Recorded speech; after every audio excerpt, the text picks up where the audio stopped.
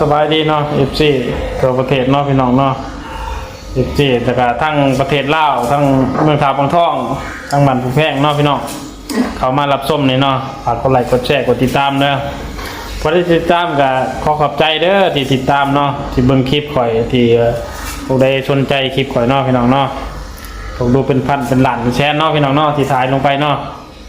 ขอขอบใจหลายๆมื้อนี้มาสิเฮ็ดกินเนาะแม่บ้านเพิ่นสิมาเฮ็ดกินนั่นไหนแล้ววะชิวปลาเด้อพี่น้องปลานี่ไปซื้อปลาขาวมา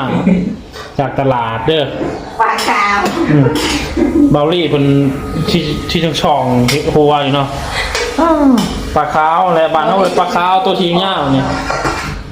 ว้าวแล้วก็มีต้นหอมผักขะแยงอันนั้นก็ต้องจีต้มมะเขือ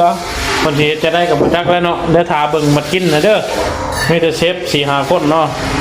อันนี้ก็ภรรยาข่อยนี่ก็ร้านเช้าเนาะพี่น้องนะไปเบิ่งทาเบิ่งมากินเด้อพี่น้องเด้อบัดนี้กินแล้วเด้อพี่น้องมาร้านเช้าแล้วก็ร้านชาเนาะเบาลี่เพิ่นกินแล้วคลิปนี้อย่าลืมกดไลค์กดแชร์กดติดตามเนาะพี่น้องเดี๋ยวโอกาสหน้าจะถ่ายลงไปให้ FC เบิ่งอีกเนาะพี่น้องเนาะหวังอย่างไรบ๊ายบาย